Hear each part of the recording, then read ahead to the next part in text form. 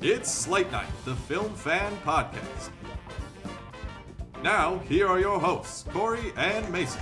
Welcome to the 69th episode of Slate Night, the Film Fan Podcast. I am one of your hosts, as always, Mason Schmidt, here with my best buddy, Corey Knudsen. USA! USA!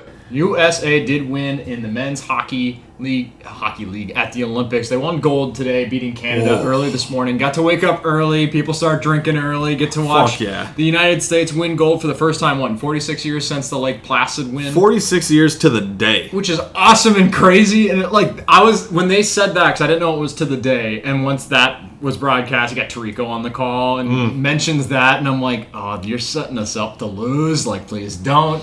Got off to a hot start.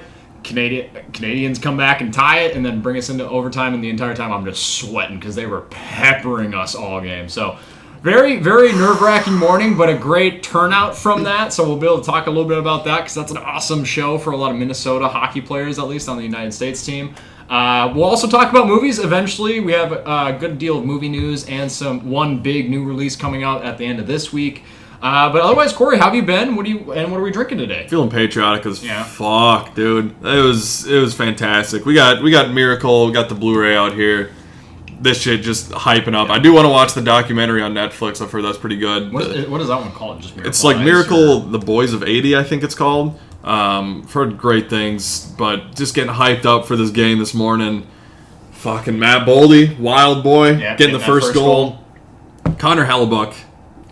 Just standing on his unbelievable. Unbelievable. That over the top shot, looking down at him with that stick save. The stick save is crazy. Oh, it's so frame that. That is unbelievable. So cool. Jack Hughes, the OT winner, playing for Johnny Gaudreau, his jersey, getting his kids out there was beautiful. Fucking like we said, 46 years to the day of Miracle on Ice. I love being American, dude. Not only you get to beat Canada, it's the day you get to beat them on of being that anniversary of Miracle on Ice. But then I'm already greased in the morning, watching the USA team just really put it to Canada, and I'm like, hell yeah, this is awesome. And then they fucking bring out Gaudreau's jersey and his kids and do the photos. I'm like, God, now you're gonna make me cry this early in the morning. Stop doing this. It was such a great moment, I think, a great sports moment. And that overtime goal just couldn't have been teed up any better. Electric, perfect shot. Just the moment, and you could see it in slow-mo where he just Jack throws his helmet, just hucks it, and then he's like, oh, fuck. Really skied that one, but it was just such a cool moment. There's nothing more patriotic than waking up at 7 a.m., cracking a beer open to support the boys. Yeah. I mean, this shit is electric. It's fucking awesome. Love USA. Love America. Freebird's going to be on replay all day long. That and the last 3 games of the men's Olympic run for hockey ended in overtimes. So that's super cool to see. The Hughes brothers getting overtime wins in back-to-back games. It's just a sweet thing to see. Also, shout out to the women's team. Also beat Canada in OT. Yeah, so fucking great Olympics overall. Yeah. Really fucking USA kicked ass. I think we set a record for most gold medals. We got 12? 12 of them, yeah. So got me to watch bobsledding a lot. Go Germany, apparently. They tear ass at that fucking sport. Didn't know that was a thing. Yeah. No, fucking awesome. Go USA. Love this shit. We're drinking camo Busch Lights. Looking for that Blaze orange can. We're looking for the prize here, but we're going to down a lot of these. Maybe I'll shotgun one later. I don't know. We'll see. I'm not good at that. Yeah, you'll do it. I've never been more proud of my drinking ability than at my batch party doing keg stands. I was like, oh, yeah. Fucking... Okay, yeah, that was tight. I can do this. That was tight. But, we'll talk about movies as well. So, this past week, we had kind of a quieter release week. We had How to Make a Killing. We had Psycho Killer. Both movies, which we both didn't see. But, Kakuo, coming from Japan, it is nominated for that Best Achievement in Makeup and Hairstyling. Movie that I've been kind of hotly anticipating ever since it got that nomination because I'm trying to watch through everything. Finally, bought my ticket, saw this 3-hour-long film that is in a foreign language that is about kabuki theater, something I know little to nothing about. I think my exposure to it dates back to a stage acting class in high school, and that's literally probably it. Miss Sparks? Miss Sparks, that's exactly who I'm thinking of. Yeah, dude. But yeah, I got to see Kakuo, and this movie's awesome. Outside, makeup and hairstyling, it deserves the nomination. Put that aside, this is such a well-edited film. This is such a well-paced movie. It is a 3-hour-long film, but it warrants its runtime as it is documenting 60 to 70, maybe odd years of two competing actors, just careers of trying to break it into kabuki theater, which is something that is pretty limited, restricted, and it's an elite class of actors because it has a deep legacy and heritage. I had to do a couple of Google searches to look back up more about kabuki theater because it is, yes, it's a classical form of Japanese theater, but I didn't know much about it. It's a predominantly male cast, males playing female roles and wearing that makeup and having to speak in such a high pitch. It's something that is looked at as being so transformative for performers, and it is held in such a high regard, and it's just looked at as being such a classic, perfect art form in Japanese theater. And it's really prestigious, and therefore it's hard to break into this theater group, this kind of elite conglomerate of actors that are able to have a career in kabuki theater. But this is about a film where this guy that comes from a Yakuza family background. This movie opens with basically a gang hit, and the son of a Yakuza leader now pursues a career in acting and wanting to be a kabuki actor, but how do you break into that when it's something that's so safeguarded by legacy and people having like family ties and heritage of generations of kabuki actors within one family, and it's hard to break into that. So you get that turmoil, that conflict that young aspiring actor has of trying to break it into a scene that he really isn't wanted in. It's a great film. The makeup, yes, it's very important with kabuki theater. It looks great. It is a character in this film, and I feel like that becomes kind of a stereotype of something, or a cliche, something that we say a lot of, like, oh, this film got nominated for Best Cinematography. The cinematography is a character in this movie. Or the setting is a character in this movie.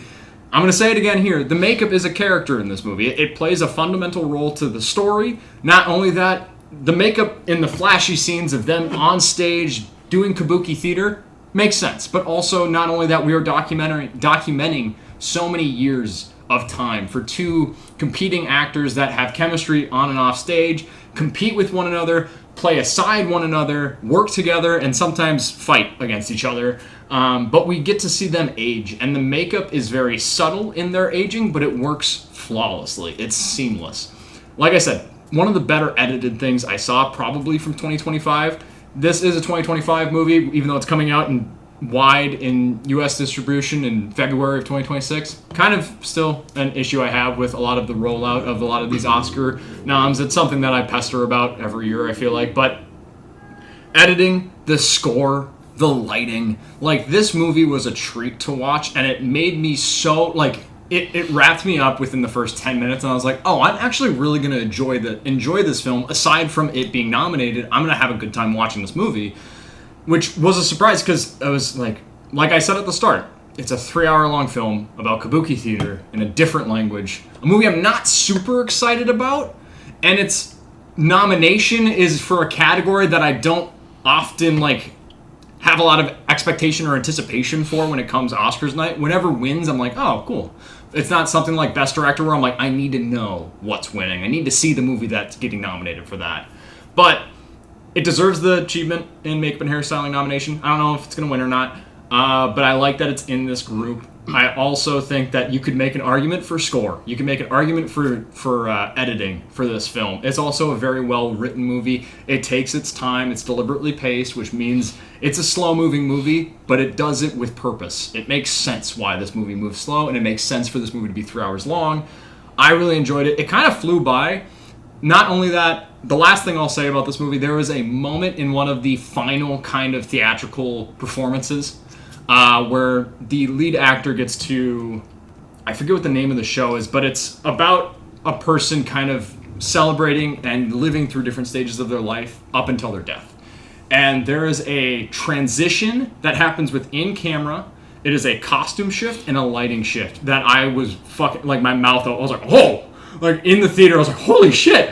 Which, theater wasn't packed, but it was nice to see some people shelling out going to see this movie. I would recommend going to see it. I know, based off of the baseline metrics of this movie, of it being so long in a different language, it's kind of a hard sell for a lot of people. It's a great movie. I'm happy that it got nominated.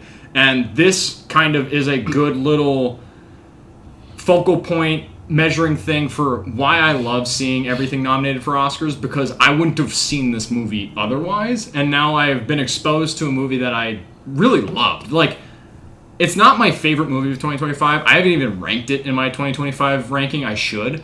I think that this movie is perfect. Like, no notes. Is it my favorite movie I've ever seen? No. Like, I think Parasite is perfect, and I think this movie, Kikuo, is also perfect. I prefer Parasite. I love Parasite. I really like and love this movie at times. I think it's perfectly made. There's nothing I'd change. It just, what connects with you, what doesn't, but I recommend this movie highly. It deserves its nomination. It probably deserved more, honestly. Well, I also did a little Oscar homework this week. Checked off a couple categories of Best Actor and Best Original Screenplay. Finally saw Blue Moon, a movie I've been wanting to see for a long time. It is Richard Linklater's second of 2 movies he put out last year, after Nouvelle Vague, a movie I really liked. And two bangers in 1 1 year. Incredible year. I mean, I know, like, in our year review of 2025, we did, like, an MVP type of thing. We talked about, like, Julia Garner and Pedro Pascal, just people in a lot of stuff. Yeah. I'd put Richard Linklater in there, too. Like, both of these movies are very different, and I wish Nouvelle Vague would have got some recognition, but 2 great movies. Blue Moon, it's a movie that I appreciate because I love learning about history and people in history through movies, and then kind of doing my own research after the fact and learning about it. Because this movie's about Lorenz Hart, who not really a household name anymore, really. At a certain point he was, but he was a lyricist and wrote a bunch of songs for so many musicals that you've probably heard and have been influenced from his work. And Ethan Hawke plays him, and it's basically just him kind of it's at a bar. It all takes place in one location, and he's dealing with his former partner Richard Rodgers, played by Andrew Scott, who's great in the movie. Richard Rodgers has kind of gone on and started working with other people, and has opened the show Oklahoma, which a lot of people know, and Lorenz Hart kind of dealing with being left behind and of being kind of a relic of the past, so to speak, in terms of musical theater and his songwriting and everything. So, like I said, I love movies where I can just learn about somebody and then look at stuff after the fact and be like, man, this is really interesting, like what was true, what wasn't. And I know, like, some of this movie was based on, like, letters that Lorenz Hart wrote to a woman in this movie, played by Margaret Qualley, that they kind of wrote back and forth to each other. But it's nominated for Best Original Screenplay, so I don't understand how that works. Yeah. But then, like, Glass Onion, The Knives Out, it's adapted from. I don't understand how it works, but whatever. Speaking of the screenplay, this is maybe my favorite script from 2025. I think this is one of the most impressively written movies. Like, it's tough to have a movie in one location for movies about like an hour and 40 minutes. And have it consistently be interesting and great, and the dialogue is just snappy and it works. And I think a big part of that is the interactions that Lorenz Hart, again played by Ethan Hawke, just the interactions he has with so many different people, where with Bobby Cannavale, the bartender, they have like little Casablanca references that they're doing to each other when he walks in. And Bobby Cannavale's like, hey man, like last time you were in here, you said that I shouldn't give you any more drinks, and now you're telling me to get you a shot. And he's like, no, I just want to look at the shot. I don't want to drink it. Just set it there. Just smell it. And then when he turns away, he takes a shot. And he's like, oh, somebody else took that shot. I don't know. So that, and then his relationship with Margaret Qualley, he kind of like has a fantasy around her and thinks that she's into him, but she's like, nah, I'm kind of doing my own thing and like not like using him necessarily kind to advance. Yeah. But like, you're a big figure in this industry, and like, I'm trying to be a newcomer and be an actress or whatever. See you like a mentor type. Exactly, and then with Richard Rodgers too, with Andrew Scott's character, and just kind of their falling out a little bit, and how they're trying to reconcile. After this opening of Oklahoma, the rap party is at this place. So I just thought it did such a great job of bouncing around all these different people. And Ethan Hawke, man, like, dude has always been great, but he's one of the most versatile actors because he's just putting in great performances that are so different. Like, we had this and Black Phone 2 last year, and he's just, even like with Boyhood or just like any movie you see him in, he's so good in it. And I think all the performances are really great. and there was just nice little, like, kind of references to, like, famous people, but it wasn't direct. Like, one of the people he talks to in the movie is E.B. White, who wrote Stuart Little, the books, and, like, in the movie you see Ethan Hawke's character, like, give him the idea for Stuart Little, and then, like, they don't reference it. He's like, I don't know, what if, like, a mouse was, like, doing some stuff? Yeah. And then the guy's like, interesting. Okay. Well, you can probably work with that. Yeah. But then you have, like, Stephen Sondheim is, like, a young character in this movie, like, musical theater, like, with West Side Story, obviously, is a big one. Prestigious, yeah. And then George Roy Hill is, like, a director in the movie that he's kind of up and coming. Obviously, he did Butch Cassidy and The Sting and so many other things, too. So, like, just cool little, like, references to old Hollywood, kind of. It was just, like, a movie that really worked for me. It's just the script was so impressive. I was just like, man, this is really nice. Also with Ethan Hawke's character, Lorenz Hart was a very short guy, and the way that they use kind of like forced perspective or like kind of costumes or tricks, I know they use like some oversized sets to show how short he was in comparison to everybody else. Just him at the bar, you can kind of get a feel for it. Yeah. They're kind of tiny. A little short king here. So, like, just that along with it, I think, is why, like, Richard Linklater brings so much to it of adding that element. So, this is a movie that really worked for me. I think both the nominations for Ethan Hawke and the screenplay are so deserving. It's not going to win either of those, I don't think, but I'm so happy that it got nominated because I think it's so deserving, and it's on Netflix right now. Check it out. It's just a really... It may sound like a boring movie of just a guy at a bar talking about his life and reflecting on everything, but it's really interesting. It's really cool, and again, just kind of a cool pathway into history and of this character that has kind of a tragic story, so to speak. Yeah.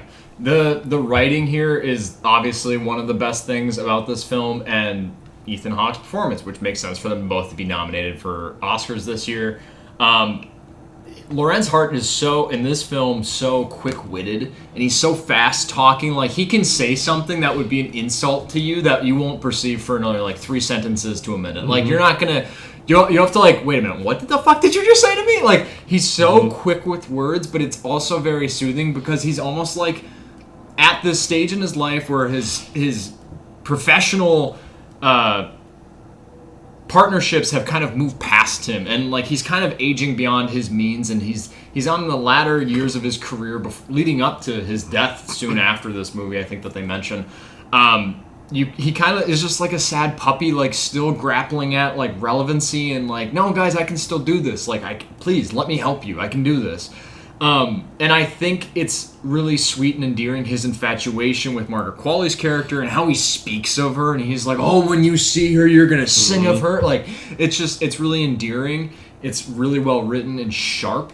And it's almost like what I would think of like, I was going to say Steven Soderbergh, but I'm thinking of Trial of Chicago 7 director Aaron Sorkin. It's very Sorkin-esque, but it's very flowery and weaves, and just the way Lorenz Hart's or Ethan Hawke as Lorenz Hart speaks in this film, it just works wonders. So it's a really engaging movie, even though it is just talking primarily. I really enjoyed this movie. Yeah. I'm happy that you saw this. You can't sleep on Linklater's work at all. Even like some of his lesser known titles, like Bernie, really fun movie with Jack Black, Last Flag Flying with Steve Carell, Lawrence Fishburne, Bryan Cranston.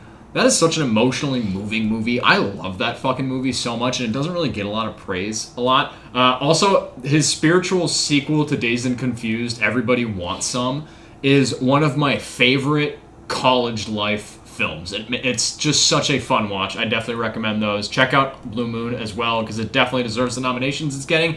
And again, similar to Kakuo, you can make an argument that it deserves more.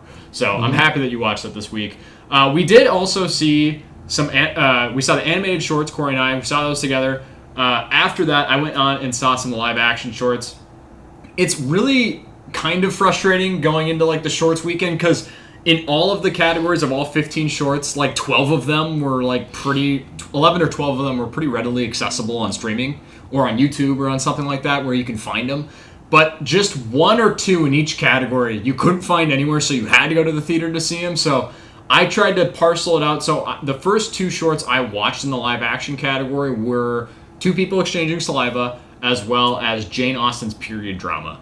And I watched those at home in preparation to going to see in theaters the rest of those shorts. And I have to say, Two People Exchanging Saliva was the first short I watched of any from this year's kind of Oscar-nominated list of 15, and it's my favorite. It is such an interesting world that is developed where kissing is illegal. Why? They're not really going to say, but it's punishable by death. And almost like Big Brother, secret police, Gestapo will come and find you if you're reported kissing, will box you up and throw you in a landfill. Like, you are fucking dead. And it's just so interesting the way that this kind of almost post-apocalyptic, like somewhat dystopian future examines kissing. And like, it's almost a good thing to have bad breath. Like, people don't brush their teeth anymore because it's a sign, if you have good breath, that you might be up to illegal activity of kissing people. And it's just this interesting take on like people being so individualistic and focusing on themselves and being separate from one another, keeping distances and stuff like that. So it's a cool little short. It sets up a really great grand world outside of this 30-minute short that I would take a full movie of if I could. But it's a really fun short. Check it out. It's in black and white. Shorts like this remind me of one of the best international features from last year, The Girl with the Needle. Just the style, the shot, the feel of the short. Awesome short. I can't sing its praises enough.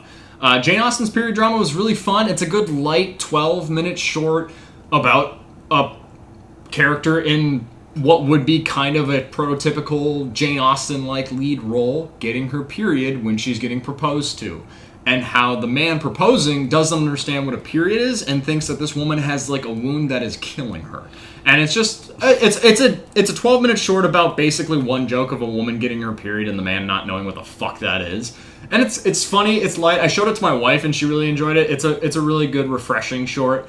The Singers, which is on Netflix. It's the one that I recommend the most to Corey especially, but to anyone. It's maybe 18 minutes on Netflix. It's just, if you've grown up in the Midwest or have ever been to a dive bar, you are going to feel right at home in this little short of just these characters drinking. One guy's trying to bum money or a beer off of anyone. He's like, please, just give me like $5 so I can get a beer. Or please, bartender, give me a beer. And he's like, you know what? It's one of those bars where there's like dollars like pinned to the ceiling. Perfect. Or like, oh, that is home. But there's a $100 bill that's pinned up there, and the bartender's like, that dollar bill has been up there for so long, and I haven't taken it. And I've thought about taking it, but you know what? Whoever's the best singer in this bar, you get to take that. And it's just this little competition. You have people. It's basically like this dive bar's karaoke of guys just singing random songs, and you get this old head dude singing "House of the Rising Sun," which is my favorite song of all time. And we've gone to Nye's Bar in Minneapolis, and there's one woman that sings karaoke there that fucking kills that song every time, makes my heart flutter. I'm like, oh my god. So hearing that in this, I was just like, perfect. Sorry for the clap for people just listening and not watching. Awesome doc, very well shot. Again, another movie or another short that I would take a full movie of. There's also A Friend Dorothy and Butcher Stain. Butcher Stain is about Samir, an Arab Israel working in a supermarket, who is accused of tearing down this hostage poster in the break room. And he sets out to prove his innocence, to keep his job, and kind of that he really needs, but it's not really going his way. And if he fights too much, it's going to really just look more that he's guilty and angry about this kind of whole situation. It's topical. The story it's telling is pretty important, of people just imposing beliefs on each other and saying, because of the way you look, this is how you must feel. This is what you must believe in, and I'm uncomfortable by you being here. And it's topical, it's relevant, but to me it just felt a little bit too, this is the messaging, here, take it right now. And it just felt like it was hitting me over the head with it. It's overall my least favorite short of the live action shorts, but still really well helmed, well directed, well acted. Really enjoyed it. Did you listen to the message? I know you probably need that. Shut the fuck up. You probably need Shut that. the fuck up. I did listen to the message. I heard it loud and clear. Yeah. Use it. Shut the fuck up. The other doc is on, I think, available on Disney Plus. It's called A Friend of Dorothy, and it's just like this sweet little. It's the one negative I have with it. It's too schmaltzy, too cheesy, too sweet.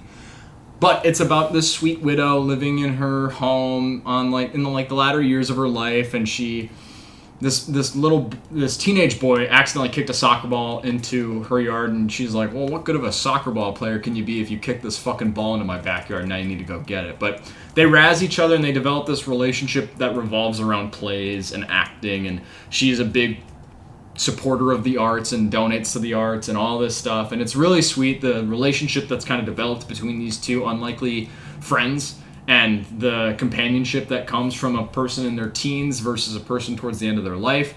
So it was a really sweet, just a little bit too over the top cheese for me. Like, it felt like, yeah, this is one that would be available on Disney Plus. That makes sense, but still a good short. So I really like the live action shorts this year. Two People Exchanging Saliva is my big winner, and then Singers right behind it. Just such a good watch. So I definitely recommend those two for sure, and those ones are readily available. I believe the New Yorker put out Two People Exchanging Saliva on YouTube, and then The Singers is on Netflix. Jane Austen's period drama is also on YouTube. Friend of Dorothy, like I said, on Disney Plus. Butcher Stain, a little bit harder to find. I had to go to the theater specifically to see that one. I recommend checking it out. It's just, of the five, was probably my least favorite. As you mentioned, we saw the animated shorts together, and then I had to go to my fucking job afterwards. I don't know what your bum ass was doing. I spent 5.5 hours at the movie theater that day watching shorts. But this has been fun, though. Last year was the first time that I had seen any of the shorts. You and I saw the animated shorts, so it was fun to kind of do that again this year. And much like last year, I'll do a little recap of these and then kind of give some thoughts. The first one is called Papillon, which translates to butterfly, and it's about this Jewish man that's just swimming and thinking about all the shit that he's gone through in his life. Forever Green's about a greedy fucking bear that just loves trash and almost burns down a whole forest and kills his buddy for it because he's just a fat bear who wants more food. And then the girl. Why are you so angry about it? Oh, I'm not angry. This is what I did last year too. Oh, okay. The Girl Who Cried Pearls is about a old man who lies to his granddaughter about his upbringing and just swindles her a little bit. It's fun. That one is true, actually. Are any of these wrong? No, you're from a very specific perspective. You're right on. This is Retirement Plan is just a guy who is thinking about all the things that he wants to do in his life. And is like, damn, midlife crisis kind of hitting right now a little bit. And then the three sisters, just three horny sisters living on an isolated island that anybody that comes there, they're like, we want you in our rooms. They have 3 separate rooms. They're like, you should come into our room. Yeah. So, a fun little crop of movies. I will say I enjoyed this group of 5 over over last year's, I think, overall. Wander to Wonder last year was really funny. I dug that one a lot. All-timer. Actually, also, I forgot to mention that there was a bonus animated short this year called Iru or Iru. Iru, yeah. And I think it was just because like a couple of these were a little bit shorter in runtime, so they just added an extra one. It was pretty cool. I liked it. It was a nice little like Viking type, I don't know, just Iru plays this girl in a Viking clan that is trying to find water and then meets other clans, and it's pretty cool. Visually, I thought it was pretty interesting. Yeah, that honestly probably maybe had my favorite animation aside from like Forever Green. It had some of the best animation, I think, from that. Yeah, it was cool. Slot. So, I mean, all these were pretty nice. I think for me, like Forever Green, like you just mentioned, is such a sweet story. Mm-hmm. Like it's just, I don't know, it's a nice little animated short that just makes you feel good. It's not like a deep subject matter. It's just like, you learn to like look out for your friends. They like end with a Bible verse of like, you lay down your life for your friends, in the truest form of friendship, whatever. So I thought it was really sweet. Just the ending makes you feel good. Little open season meets the Giving Tree. Yeah, there you go. Perfect. Yeah. Retirement Plan may be my favorite. I don't know. So funny. I think this one for me is the most impressive because it's only 7 minutes long, the shortest of these 5 shorts. And it's so efficient in its storytelling. Domhnall Gleeson does the narration, and it's just the guy like going through being like, yeah, when I retire, I'm going to do all these things. I'm going to, I'm going to save up money for my pension. I'll figure out what a pension is. It's like, I'm going to get a cat. I'm going to get a dog because the cat's kind of loud. I'm going to get a fish because, I don't know, maybe that's not for me. Maybe I can't handle that. It's really funny, but it also hits so many themes and kind of the Akiru thing of learning to live as soon as you die, where it's like, wow, I could have done all these things throughout my life, but instead I'm saying, well, I'm going to wait until I do them in the last few years of my life when I don't have as much of my youthfulness, maybe. So that one really worked for me. I think I would actually say that one is my favorite. Mm-hmm.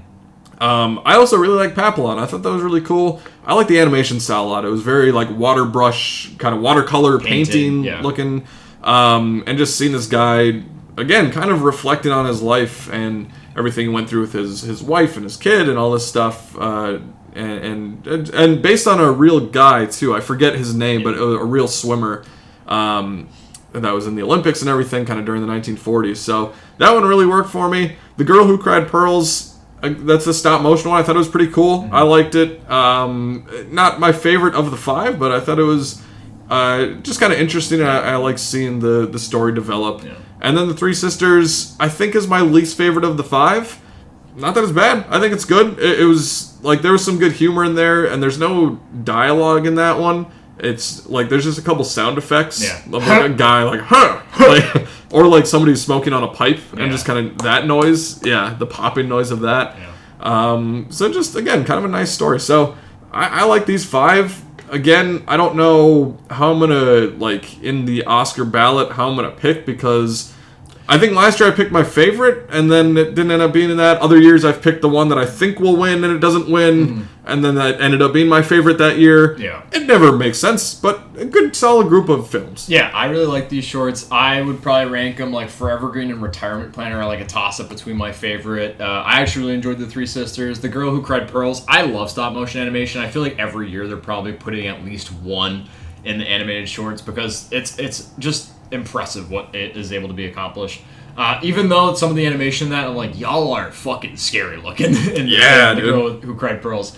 Papillon was probably my least favorite. It just didn't hit me the hardest, even though I did really like kind of. You got up and left during that one. I had to piss so fucking bad. During animated shorts. During animated shorts. An hour long. Yeah, dude, I had to pee so bad. But I was doing the math. I was like, I don't have enough time between me running to the next theater to see these other shorts to pee. So I need to pee now so I don't miss anything in the other shorts. And Papillon started, or Butterfly started, and I was like, I like the style of it, but the story already isn't connecting with me. I was like, now's a good time to pee. And then I came back and I was like, oh, now we're in Nazi Germany. I was like, oh, I missed a lot. So, granted, it's my least favorite. Take that with a grain of salt. I wasn't able to sit through all of it, and I don't know, like, it was maybe a 12-minute short. I don't know the exact runtime of it, so I maybe missed, like, a third of it. But The Three Sisters I thought was kind of funny. The animation in that reminded me of In the Shadow of the Cypress from last year, which ended up winning. Yeah, and for real. What sucked is that last year was the first year I dedicated to watching all the animated shorts. I usually do really well in this category come Oscar ballot time. Last year I went 0 for 3, which has never happened before, and I'm like, that's the one time I watched them all, which I voted for my favorite last year, fucking lost on all of them. And then in years past, I always voted on, well, of these 5, which one did I hear about?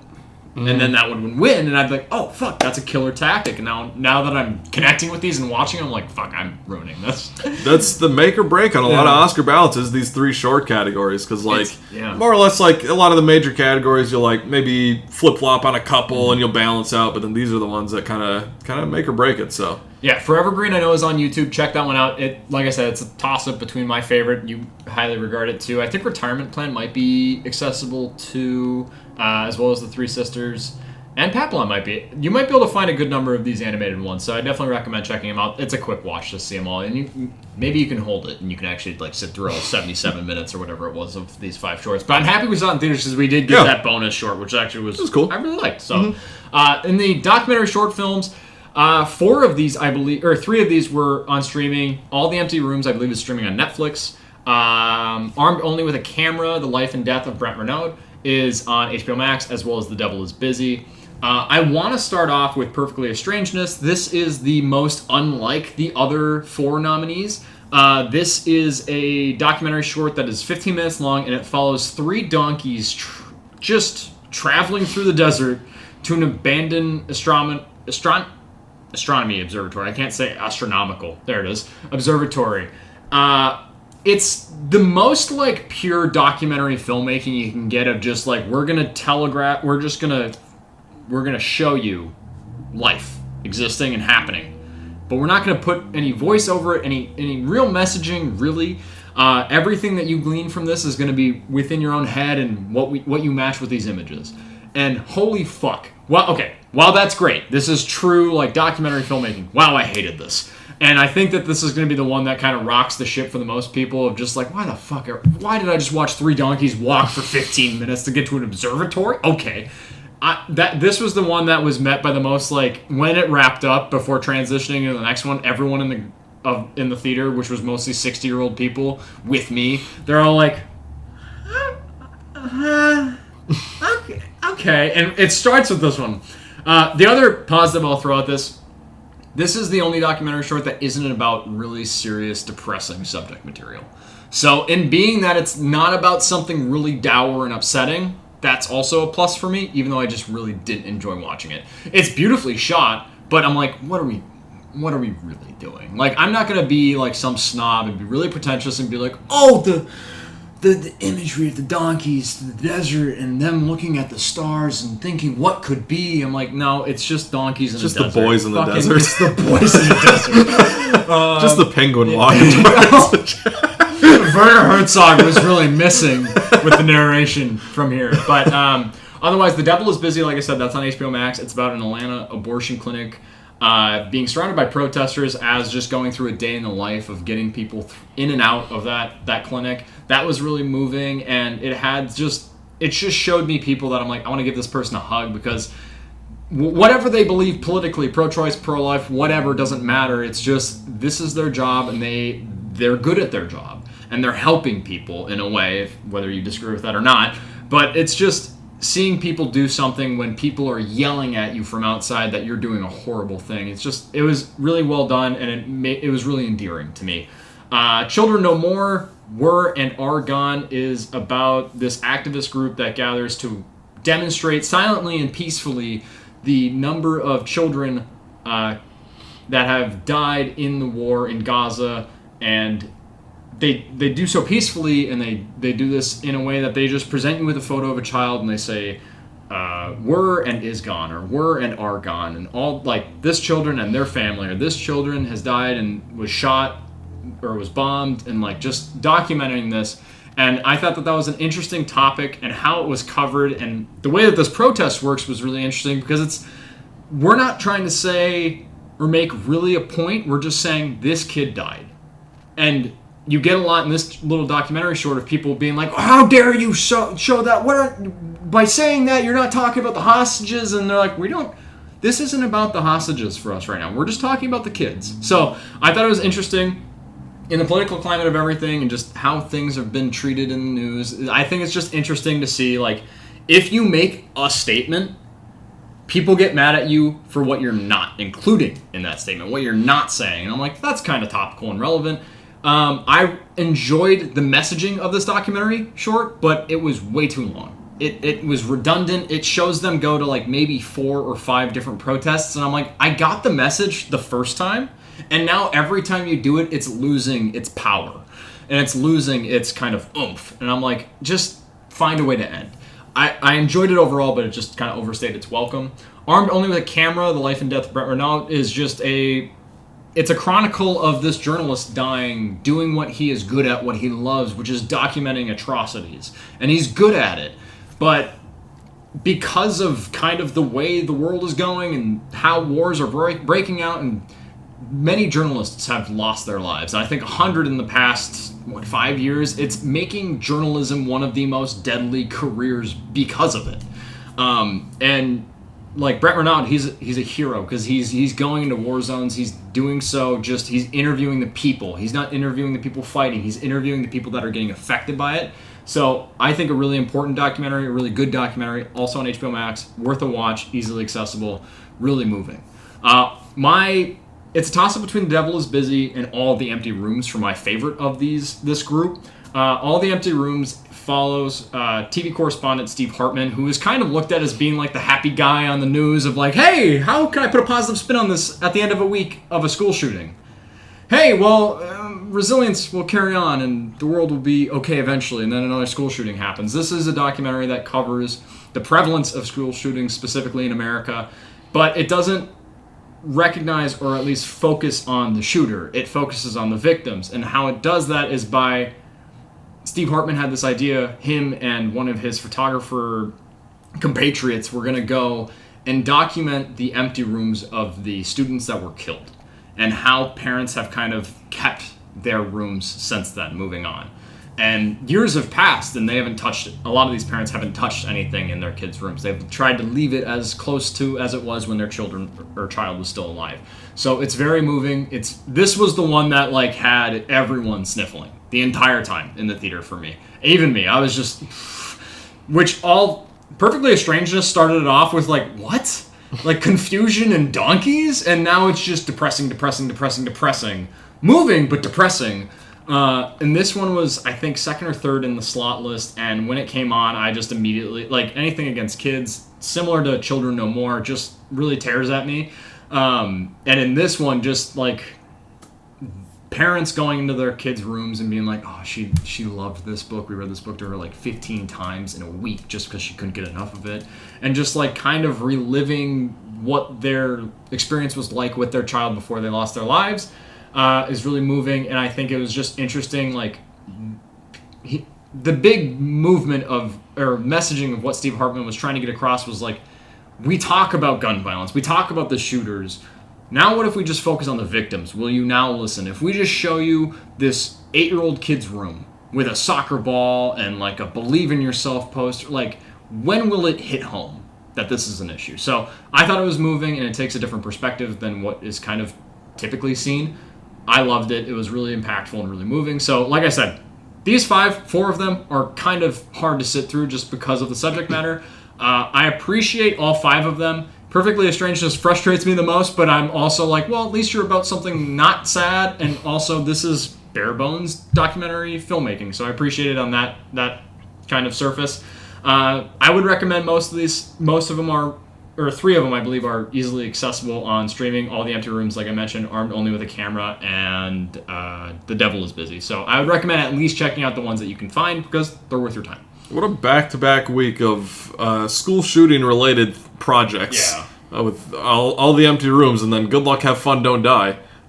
Different approaches to very serious subject matter. No kidding. Yeah, this probably means Perfectly Strangeness will win. I don't know. Because it's like up against school shootings, the Russia-Ukraine war, children killed on the Gaza Strip, and abortions. Yeah. And then it's just donkeys. It's just donkeys. Just donkeys, just kind of like, I'm like, I don't know. I honestly couldn't tell you what I think will win out of any of these categories. I think Forever Green, maybe animation. That's the one, I think, of these 3 that I feel the most, like, one way about, but I could not fucking tell you convincingly or confidently. Tough category. Yeah.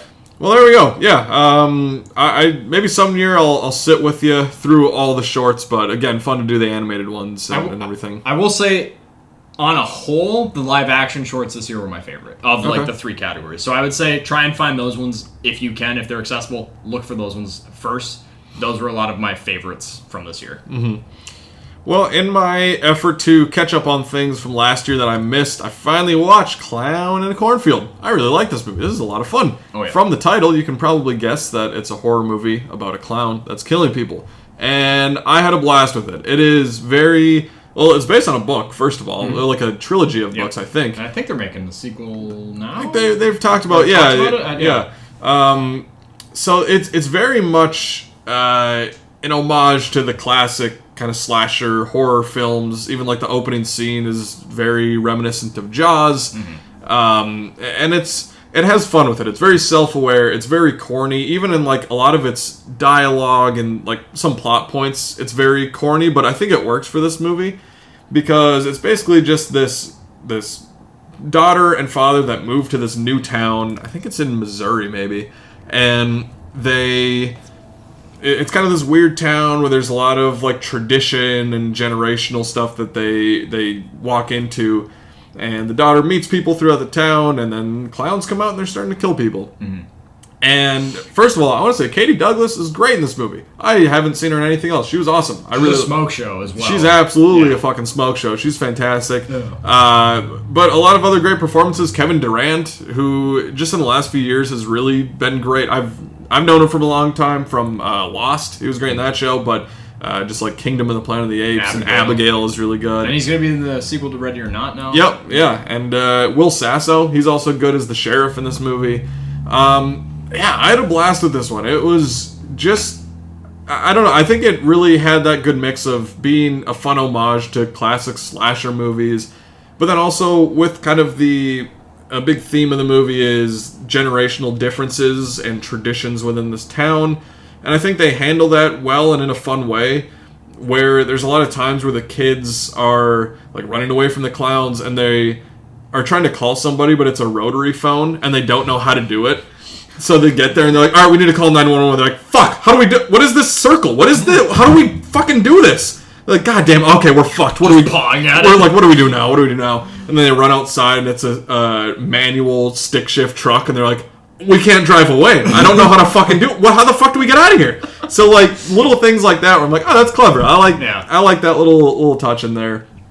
It kind of reminded me of Eli Roth's Thanksgiving a little bit. 100%. That is my biggest comparison. Yeah, and which I like both. Yeah, and it's like really fun. It's just kind of a very self-aware, fun slasher horror movie. And I think the performances are fun. I think that it just kind of gets a lot of the kills right. There's some just fun, like there's a weight room sort of like barbell kill that's really fun. There's one with like a stun stick that goes in somebody's mouth. Very fun. Very cool. I like seeing that. Give me some fun kills in this movie. It's clown in a cornfield. Give me some fucking fun kills. And it absolutely does that.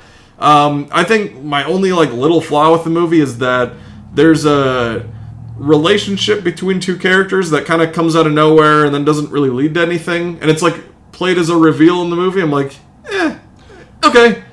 Like, fine, whatever. Yeah. I was just kind of like, that doesn't add anything doesn't for me. Change anything, yeah. Yeah, it was kind of weird. But overall, really fun movie. It's on Hulu right now. That's where I watched it. I've been watching a lot of stuff on Hulu because I got it for this month, and I'm like, yeah, fuck it. Let me see what's on there. So, it's great. One of, just my last little point on this movie, one of my favorite things is, like, there's a barn party in this movie, which reminds me of just, like, parties we went to in, like, Buffalo, Minnesota. Yeah. Just, like, Hickville, you know? It's, like, sick. Just, like, a fucking big metal cauldron of beers. Yeah. And playing music. But, like, the clowns start coming out. And the clown's name in this movie is Friendo. Mm-hmm. And, like, some of the main characters are, like, looking at the clowns that are coming out, like, oh, fuck, what's going on? One kid comes out, he's like, hey guys, look, it's Friendo! And he gets domed with a bow and arrow in the head. There's some good humor in this movie. Yeah, it was fantastic. He was just like, guys, look! Like, nice. Which, have you seen Tucker and Dale vs. Evil? I haven't. From the same director, yeah. You'll like it. Yeah, Eli Craig. He did a great job in this movie. I really enjoyed this movie. And it completely fits in with like that Thanksgiving. It covers some similar material, and like they both have like parades as like a central kind of aspect to it too. So I enjoyed Thanksgiving, and I also enjoyed this movie a lot. And if those sequels do come to fruition, I'm excited to see. I'm down, 100%. I'm excited to see where this goes. I remember when there's just like, oh wait, there's a clown killing people. There's one clown killing people, and then there's more than one clown. And I was like, oh fuck, like they're not gonna do well. Yeah. Kind of in similar vein, I mentioned this past week, me and my wife were with Valentine's Day. We saw Wuthering Heights. We watched People We Meet on Vacation. There's also a movie that we always try and watch around Valentine's Day just because we really appreciate it. In the same vein of Clown in a Cornfield, we have Hard Eyes, which is directed by Josh Rubin, who is the director of Werewolves Within, starring Mason Gooding, Olivia Holt, Devon Sawa, Jordana Brewster. This is a film just about these two coworkers that are kind of thrusted into this situation of this infamous Hard Eyes killer now being after them.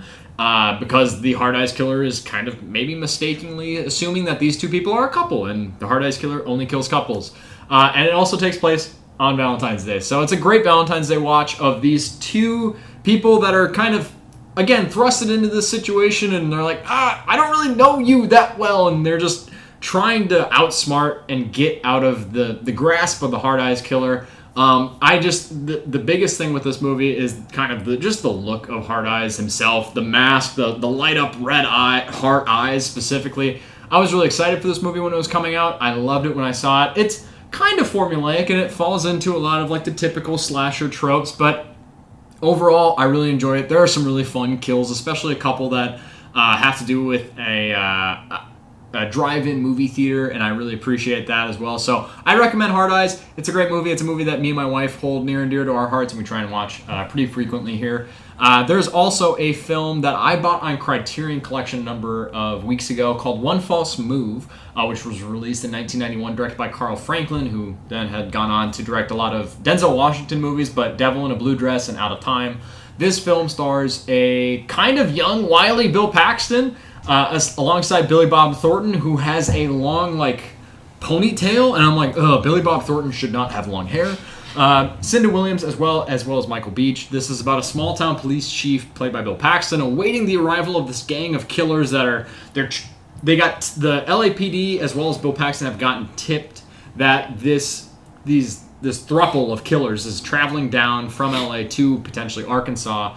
And Bill Paxton is just the sheriff in town, and he's not like the really confident sheriff. He's just kind of like the happy-go-lucky, fumbled into this position, and he's just like, oh, we'll figure it out. And he's not maybe as polished or as smooth talking or as smart as the LAPD officers that then move down and the detectives that help him in this, but there are some great reveals. This felt like a Coen Brothers film in the kind of the vein of like a Blood Simple or like Fargo kind of. I really appreciated this movie. It's a really good crime film. Carl Franklin, I haven't seen a lot of films directed by Carl Franklin, but like Devil in a Blue Dress, I definitely need to check out because it's Denzel Washington and I love him. But this movie is a great watch. I bought it on Criterion Collection. Really happy to add it to my personal collection. And any movie where you can get Bill Paxton as one of the leads, if not the lead, he is one of those actors that truly was gone way too soon. And anytime he pops up in anything, I'm like, that is the guy. That is the leading man for me because he's so relatable. He's goofy typically. We were talking about Aliens before we started recording of just game over. Like us in that situation, we're like, we're fucked, guys. Wrap it up. Pack it up. We're going home. And I love Bill Paxton. He's so phenomenal in this movie. And like I said, there's a lot of good, unpredictable turns that involve his character in the latter portions of this movie that really thrilled me. It's a good crime movie. Check it out. As I talked about Star Trek for the many weeks leading up to this, and how I wouldn't watch Star Trek V: The Final Frontier because apparently it's about them meeting God. I did finish it this week. This is the film directed by William Shatner, and one of the most glaring negatives of this film is that it is under the direction of William Shatner. It's not as polished. It does feel a little bit more amateur. But honestly, again, similar to Star Trek Nemesis, I don't have a lot of negatives with this movie. And what I think I might be in like the perfect zone of Star Trek fan where I came in with the Kelvin timeline and now I get to appreciate old Trek as someone that's going back and exploring and visiting for the first time as opposed to someone who really grew up with these and became like, I had Star Wars as a kid and now as an adult I'm going into Star Trek. You have the typical cast of Shatner, Nimoy, DeForest Kelley, Nichelle Nichols, David Warner, and Lawrence Luckinbill. This is a film which it is looked at as like they meet this U.S. Enterprise meets God. It's what I really appreciated about this is it's not like the Christian God. It's just like a God, like potentially an omnipotent, powerful being in the world at the center of the universe. There's potentially this God-like force. And I was going into it, I was like, they're going to meet, like, the Christian God? Like, that was the selling point to me, and I was like, fuck that, I don't need to see that. In this, it worked, actually, for me. But Captain Kirk and his crew must deal with, as I'm reading the synopsis, another negative. It does kind of like what you would see in, like, a Spanish soap opera, of like, oh, you have a long-lost twin brother who's evil. Like a telenovela. Yeah. Like, oh, and he's evil. Spock has a half-brother that kind of comes out of nowhere. His long-lost half-brother that he's never mentioned. Oh, yeah. And when they're like, why have you never told us that you have a brother? He's like, it's not in his programming, but he's like, I've never been trained to tell you. The first 4 scripts didn't require this. He's like, I didn't need to tell you guys about this yet.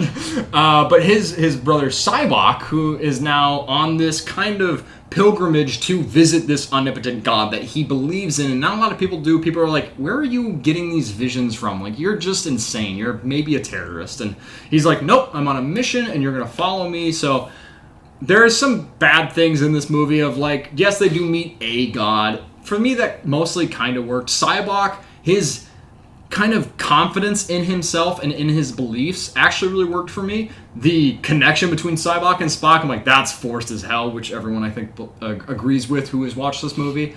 But I think you still get, as I say every time talking about a Star Trek movie from this era, you get the camaraderie of the cast. Fucking, I'm sold. It works. DeForest Kelley as Bones is maybe my favorite casting in Star Trek ever. I love the Bones character, and his voice, and the way he just fucking gets so frustrated with Spock. There's a couple of good lines where he's like, I liked him more before he fucking died. Not that he said fucking because it's Star Trek, but he's like, I liked Spock more before he died. And I'm like, perfect. There's a couple of scenes where they're just sitting around a campfire, and like, people don't love this scene because they sing row, row, row your boat a couple of times, which...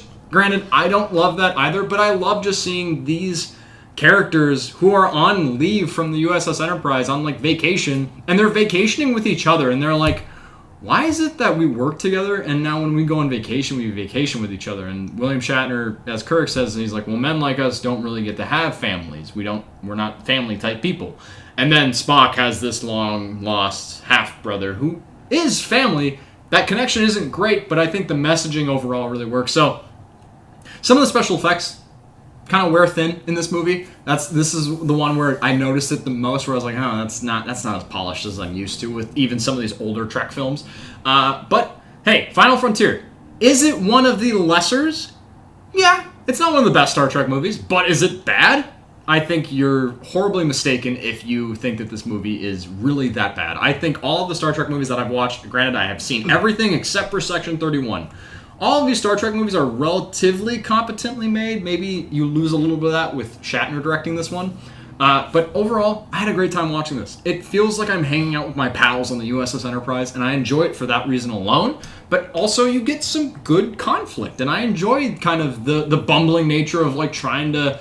Cyborg is overthrowing the entire USS Enterprise. He has this telepathic ability to kind of brainwash people in a way. And I'm like, I actually enjoy this. I don't mind this. So I'd actually recommend this. I'd recommend watching through all of the Star Trek movies. They're great sci-fi. It is the thinking man sci-fi. I get why they say that. Not to belittle Star Wars. I love Star Wars. I like Star Wars more than Star Trek. But I own more Star Trek movies now than I do Star Wars movies. So what does that say? So I still like Star Wars more. But yeah, I'm trying to think of the numbers of how many total each of them have had. Because I don't own Solo. Okay. But you own everything else. I own everything else, but I will not get rid of one of the episodes of Star Wars. Like, I will not sell or... Yeah. Like, I grew up on the prequels. I will not get rid of them. But Attack of the Clones, out of all of Star Wars and all of Star Trek, Attack of the Clones is the biggest abomination to me. I hate Attack of the Clones. Whoa. I have a lot of nostalgia for that movie because I grew up watching that one, and as a kid I was like, oh, there's so many lightsabers, therefore it's good. It's not. I hate that movie. And it's the worst of Star Wars contained in one thing. Star Trek doesn't have that for me, really. Even with... I ripped Into Darkness a couple weeks ago. I don't love that movie. I would much rather watch Into Darkness than Attack of the Clones. I would rather watch every depressing Schindler's List, Zone of Interest, every 12 Years a Slave. Throw in every depressing movie you've ever thought of. All of the documentary shorts, aside from Perfectly Estrangedness, I would watch those before I'd watch Attack of the Clones right now. Whoa. I don't know why I'm talking about Attack of the Clones, but like, I own more Star Trek movies than Star Wars. Star Trek, there's nothing as bad in Star Trek that it equals Attack of the Clones. Maybe if I watch Section 31, I'll get that, but I might kind of... I think I'm done with Star Trek for a little bit. Oh, well, yeah, I can't comment on it. I've only seen a few of the originals and then the Kelvin timeline, but glad that you actually went through it and committed to watching all these. In a fucky ass order. Yeah, crazy order. Not in chronological. My OCD is just like, fuck. Every week it's just like 6, 1, 5, 2. I'm like, what the fuck? But, glad you did it. Attack of the Clones. His ass. Kamino's cool. Kamino, I was gonna say. I like Kamino's cool. Wait, what's the rain planet? That's Kamino? Yeah. With the clones and everything. Actually, I don't like the long penis-necked alien that's just like, oh. Don't talk about Lama Su like that. Lama Su. Don't talk about Ton Wee like that. I don't. Boba Fett. Is your father here? Yep. Can you get him? Yep. Sure. Dude, it's great. Obi-Wan out in the rain with Jango Fett. Ooh. I don't love that, but the sound of the the seismic charge from Jango Fett's Slave One ship. That is the best thing in that movie. Or the Slave... Yeah, Slave One. No, it's fantastic. Yeah. Well, I feel like we've teased a Star Wars discussion. We'll have to do a full episode of just like for each movie or something. Yeah. I don't know. Do a Caravan of Garbage-esque type breakdown. I didn't watch Return of the Jedi there, Caravan of Garbage. I did watch Empire Strikes Back. Fucking loved it. It's so good. Caravan of Garbage, if you haven't watched them, they break down movies. They just did the original despecialized Star Wars editions. Go watch them. They're quickly becoming my favorite YouTubers. They're fantastic. So much. They're great. On the TV side of things this week, I've been watching a lot of TV lately. There's a lot of stuff coming out, but continuing my Peaky Blinders watch through. Every week I feel like I say this show is good, and it is. It's fucking awesome. This season 4, is really the war with the Italians, the fucking wops. Can you say that? Yeah, fuck it, I don't give a fuck. You might want to bleep that. I'm not going to bleep anything. I'm fucking 6 bush lights deep. I don't know if you could say wops. I'm going to say it, and I said it already. You just said it, so. I did just say it. Adrian Brody is the main villain in this season, and he is so fucking good. He plays just the greasy, sleazy, like, hey, I'm a fucking Italian. I'm doing this. He does good little soprano impression. It's incredible. He leans into it so hard, and I love it. He's great. And that's the thing that this show does well, is supporting performances of, like, I don't know if I talked about it with season 3 last week, but like in that season they had Ralph Ineson in there. They had Paddy Considine, who recently has been great in House of the Dragon. They had the actor Kenneth Coley, who played Admiral Piet in the original Star Wars trilogy. A very kind of background character a little bit, but in a few scenes. But like, he has a bigger role in that. And then this season, obviously they're bringing Adrian Brody. Aidan Gillen, who plays Littlefinger Baelish in Game of Thrones, one of the best characters in that show. He's fucking awesome in this. Kingsley Ben-Adir has a very small role in this season, but he's great, from One Night in Miami, Secret Invasion, bunch of stuff. They do a great job of just filling out this world. And this war with the Italians is so much fun because it's just a back and forth cat and mouse game of like 2 mafias basically just like killing each other and being like, fuck, how do we get back at them for that? Fuck, they killed our guy, we gotta kill their guy. And this season's really fun because they go back to Birmingham, back to like the kind of core set of season 1. They kind of branched out in season 2, went to London and got different, estates that they're at. But this season they're like, all right, we need like a safe place where we know our boundaries. They go back to Birmingham. They go back to all the places that you remember. And it's such a fun back and forth, but this show also is not afraid to pull punches, and like it's not afraid to kill people. It like a lot of shows like Stranger Things we talked about recently. It's like, my God, how do they all live? You kind of expect like, all right, a few characters will die as like a big thing in the final season. This show does it in seasons 3. It does it in season 4. It's just like, and it gives it to you early in the season where you're like, oh wait, oh they're not coming back. Oh fuck, that's the inciting incident for this season. I respect the hell out of that. And another thing that I respect so much about the show is that with it being only 6 episodes per season, you could have this be a 10 episode season. There's room. There's time jumps that they have here that initially with the show bothered me a little bit, but I've come to appreciate in how efficient it is at storytelling, where you could see the months in between this thing, but Stephen Knight, the creator, who I just think is such a phenomenal director and creative, he trusts the audience to be like, you know what happened there. We don't need to show you. Would I love to see the in-between of what these characters are doing? Yeah, but he trusts you to be like, we need to get to the core of this story within 6 episodes, and we're going to do that. And it's fantastic. I know he directed Locke, one of your favorite movies. I love that movie too. He's also writing the next James Bond film. Yeah, like I love his work so much. I love the way he approaches the show. And this season really is the kind of a big thing is like Tommy Shelby, played by Cillian Murphy, him and his brothers and some of their buddies, the Peaky Blinders. They came back from World War I, and they were different people from before the war, during the war, and when they came back from the war. They talk about that a lot this season. And a thing that Tommy and the character of Polly, played by Helen McCrory, who's really great, they talk a lot about kind of like you should have died at this point. You were in a situation where you shouldn't have lived, and now you have this extra time with your life, and what are you doing with that time? Mm-hmm. And it's such a powerful thing, and they talk about just like you shake hands with the devil and then you move on. And what do you do with that time after you've moved on?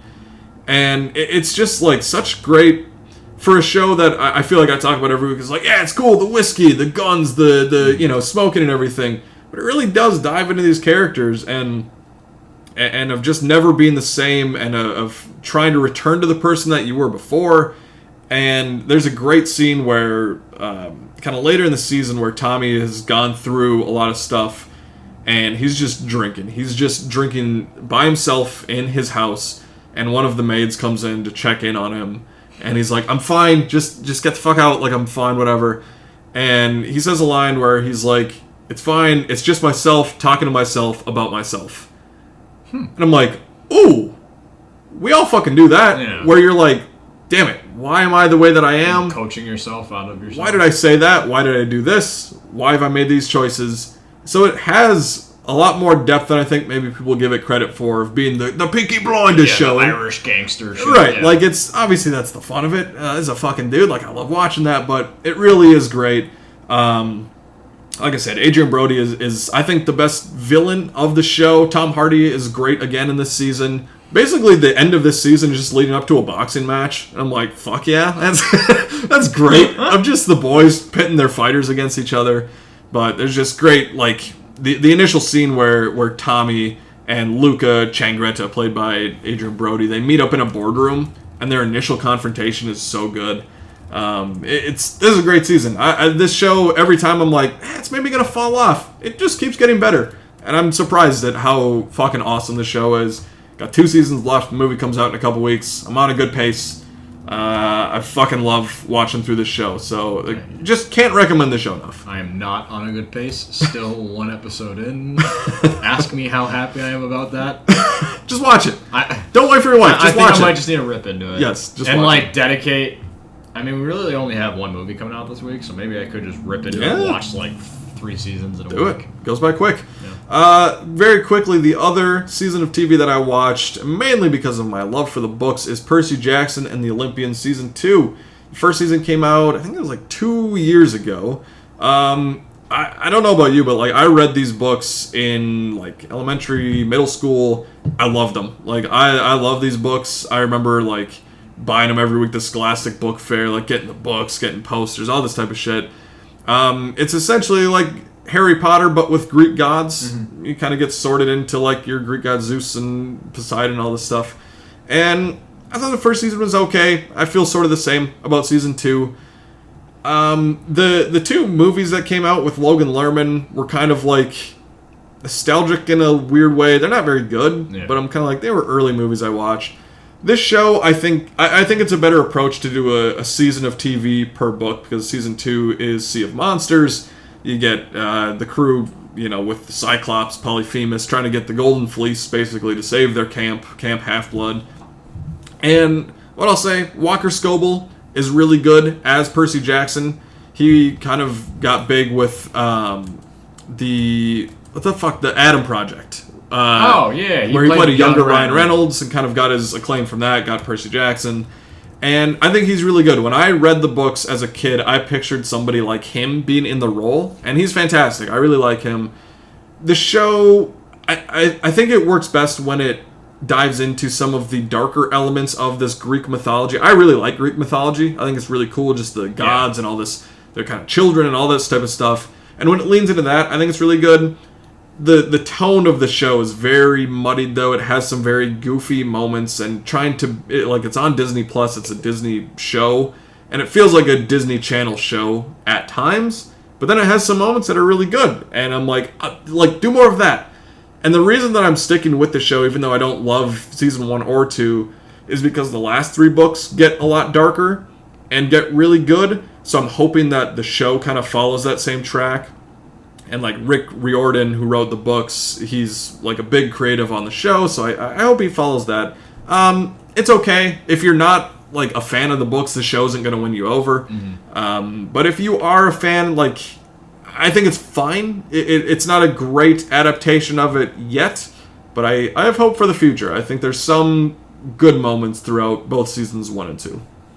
Yeah, I've never read these books. My wife watched the first season, and I think she, like, overall liked it. I don't even know if the second season is on her radar, but for how much she appreciates and loves those books, I'm surprised that she hasn't really dove into these. But I know that kind of her, I think, takeaway from that first season is kind of similar to you. Yeah. We're just like, it's pretty good. It's fine. It's okay.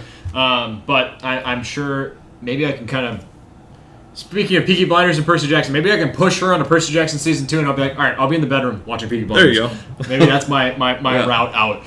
One last thing, actually, I want to say. One thing I appreciate, they had a little teaser during the end credits that said season 3 coming out later this year.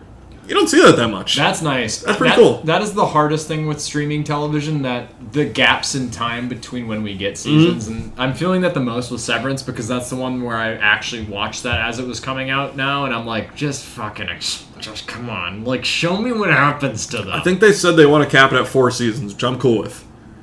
Heard rumors about that. I'm fine with that. I think I like that rumor, as long as, like, I'm already, like, on the verge of, like, stop after 3, but we'll see how it goes. Yeah. I'm really excited for that show whenever that finally comes to us. But yeah, the gaps between seasons with streaming has really been kind of the biggest thing to the detriment, I think, of streaming television, even if the quality maybe has gotten better. Moving into new releases, which, looking up the new releases coming out on February 27th, there is kind of a list, at least, of potential other projects releasing, but the big one, and the only one that we both separately but also collectively have deemed important enough to really talk about, is Scream 7. Which, sorry, it's a franchise film. It's fucking 6th sequel in a horror franchise, a horror slasher franchise, but this is coming from director, or I think this might be Kevin Williamson's first directorial effort, but he is a long-running writer of the Scream franchise, writer of Scream 1, 2, and 4, which are honestly 3 of the better films.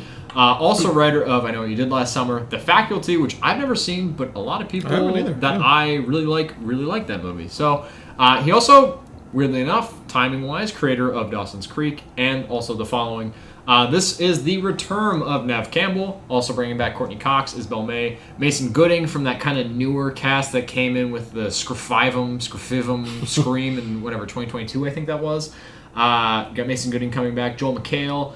This is When a New Ghostface Killer, which, similar to every other sequel in the Scream franchise, when a new Ghostface Killer emerges in the town where Sidney Prescott has built a new life, her darkest fears are realized as her daughter becomes the next target. Which kind of feels almost like that Halloween 2018 where it's like, all right, well, now we're shifting focus to Laurie's granddaughter, which wasn't really shown much in the trailers. It was more of like, oh, that's where the movie's going. I thought we were going to get more Laurie Strode. Doesn't matter.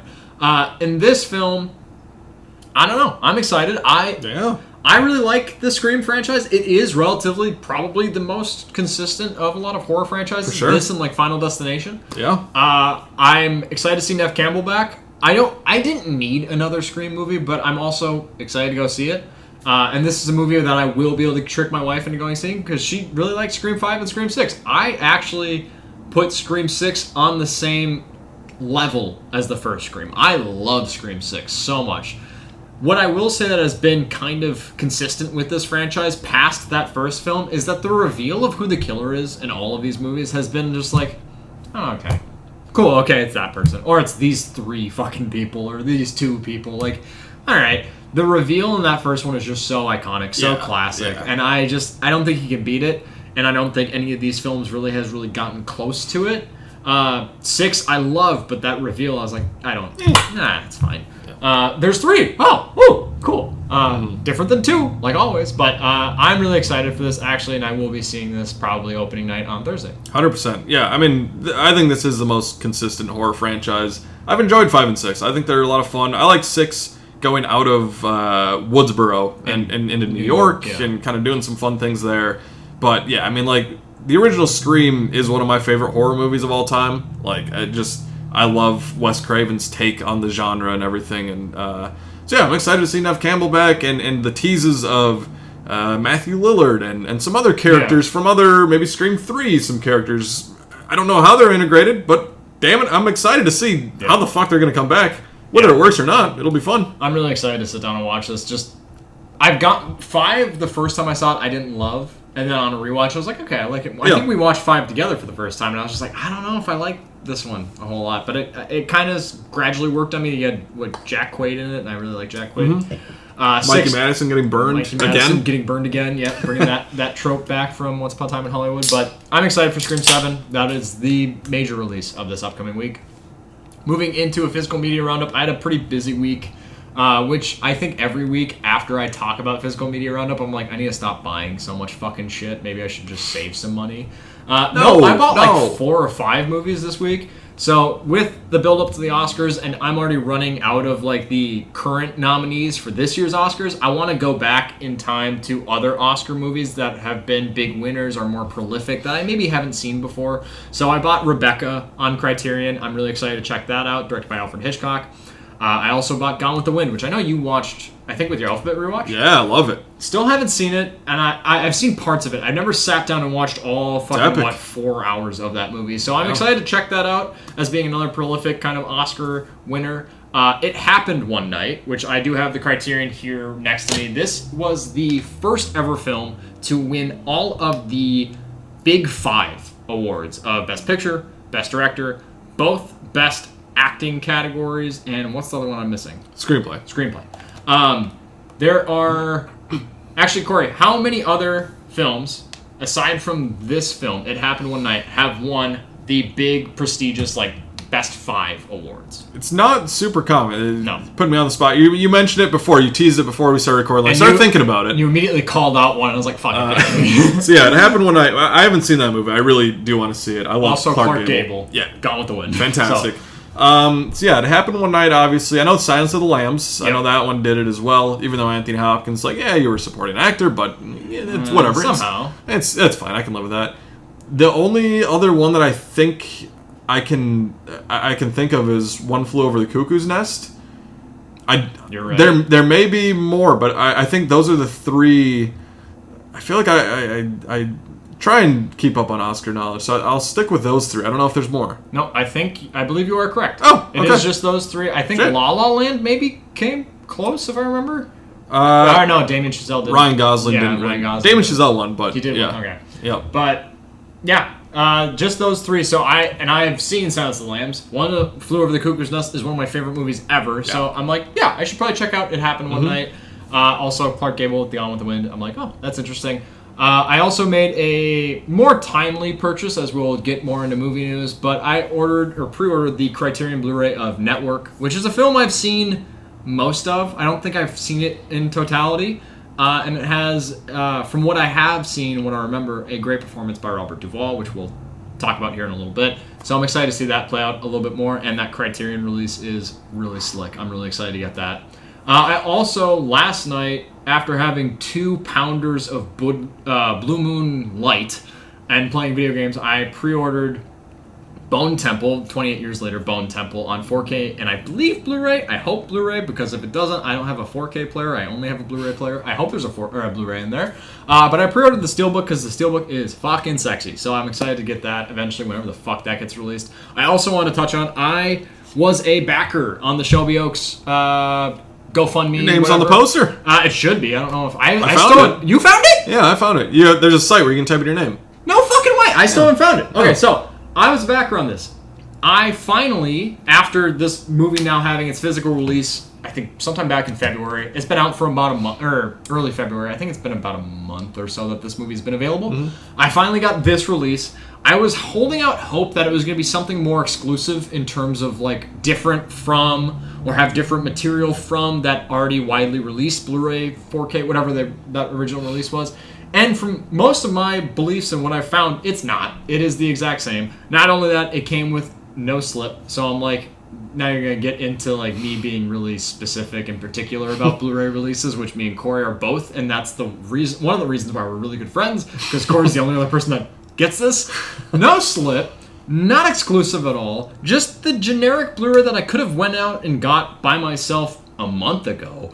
So I'm a bit disappointed with the Blu-ray release of Shelby Oaks. I'm happy to have it because I funded the movie, I helped to fund the movie because I like Stuckman. I actually really enjoyed this movie. I'm happy to have it in my collection, but I'm like, really fucking Neon, and I don't know if Stuckman's to blame, but like, you guys couldn't have put more effort in this specific release of Shelby Oaks that was going to the backers of the film. I'm like, I'm a little bit pissed off about it. So is there some good bonus features on there? Like, I believe they put some stuff? Stuckman talked about that a lot in videos and stuff, and like the making of that. He is really nostalgic of like going on like his old DVDs back in like the early or late 90s and early 2000s of like movies that have just like a plethora of special features. Yeah, so there's some good features. There's like good commentary by Stuckman and the composer behind the scenes documentary in which he released like little tidbits of through the making of the movie, and I believe there's trailers, there's different there's supposedly a special hidden feature that I haven't cracked into this quite yet, so I'm excited to try and check that stuff out. But I like this movie. I wish that there was something a little bit more special for those that backed the movie, so a little bit salty on that one. This week I bought one movie. It's been a couple weeks since I bought something, but I bought September 5th. It's not September 5, it's September 5th. That was one of my biggest pet peeves. Yeah. I hate that. It's like, how do you say your birthday? Like May 9? May 8? May 9? It's like, no, you say your birthday. Anyway, that's a small thing for me. I had a gift card to Barnes & Noble from like Christmas or something. Went there this week. Found September 5th. This movie is incredible. You kind of talked about Network. I actually haven't seen that movie, but a journalism movie. Yeah. This is an incredible journalism movie. Again, based on a true story. I love just... set around the Olympics. Yeah, exactly. Olympics and journalism, close to my job, close to current things happening right now with the Olympics. And, again, just like learning about the real life events. And then I watched Munich, Steven Spielberg's movie, which kind of is like not a spiritual sequel because Munich came out before, but like timeline, it kind of came out afterwards, which was really interesting to watch. So if you haven't seen this, it was nominated for Best Screenplay last year at the Oscars. It deserved a lot more. I think it's really good. But yeah, I'm very happy to have this, and happy to have a gift card. I paid like $2 for it at Barnes & Noble after the difference. Yeah. Yeah, so that was cool. Happy to have that. Surprised that you didn't have that already, because was it with the Oscar ballots from last year?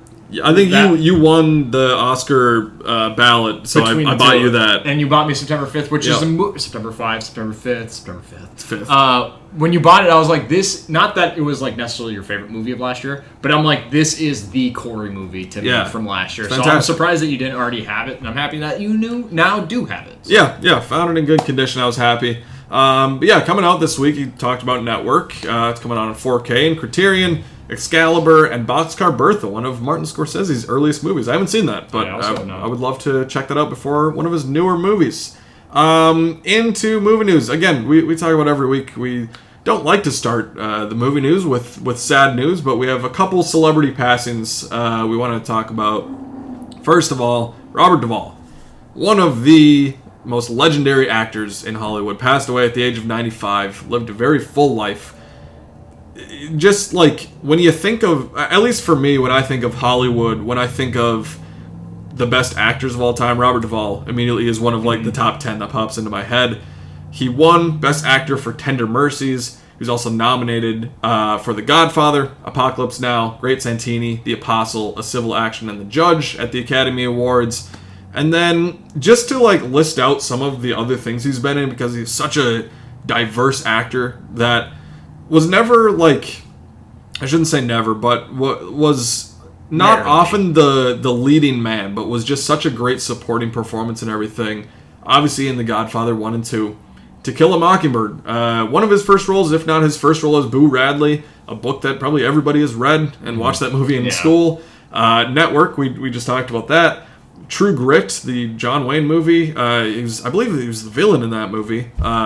And then MASH, before the show came out, he was in the movie for MASH. Really like that movie. THX 1138. The Great Northfield, Minnesota Raid, I specifically wanted to put on here. As I was looking through his credits, I'm like, I've never seen this movie. Never heard of it. And I didn't know it was a thing, but like, we live in Minnesota. And it just piqued my interest. I'm like, I should maybe watch this. Like, I think it's kind of like a robbery, like heist type movie in Northfield, Minnesota. That's pretty cool. He was also in The Natural. Lonesome Dove, which is a miniseries. I don't know if I don't remember. Have you seen it before? No. One of my dad's, maybe his favorite project ever is Lonesome Dove. it's a great Western with Robert Duvall and Tommy Lee Jones, and I think it's like 4 episodes. I have such nostalgia for watching this as a kid, and just Robert Duvall's fantastic in it. He's also in Days of Thunder, Newsies, Deep Impact, Gods and Generals, Secondhand Lions, which I watched that movie with my brother as a kid and just loved it. I don't know why. Kicking and Screaming, 4 Christmases, Crazy Heart, Jack Reacher, Widows, The Hustle, and his last film role, The Pale Blue Eye, Scott Cooper's movie from a couple years ago.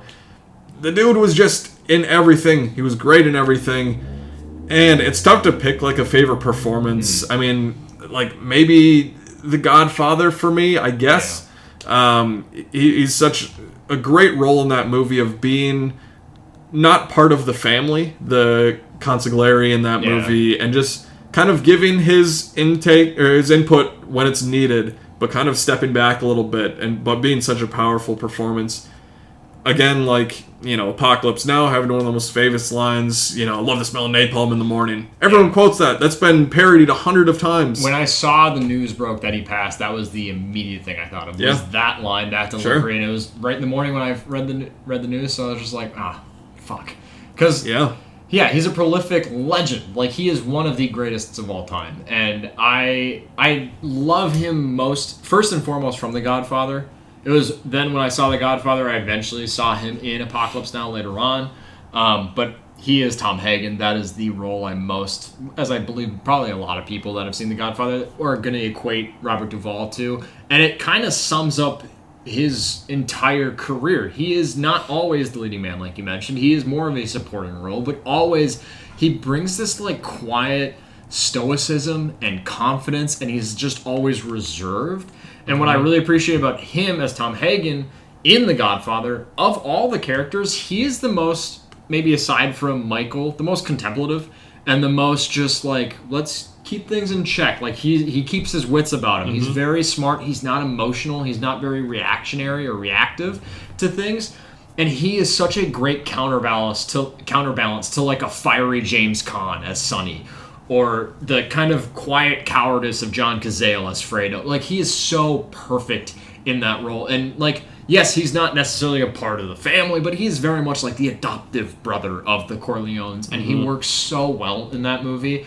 I think it was The Godfather that I saw him in, and I really took notice of him in, and because I saw that movie when I was like 11 or 12, and then later on in 2014, there was a weekend where I saw like 6 or 7 movies with my mom, The Judge being one of them, and he was... like, that was the selling point of that movie, was Robert Downey Jr., Robert Duvall. You got the Roberts. They're going to kill it.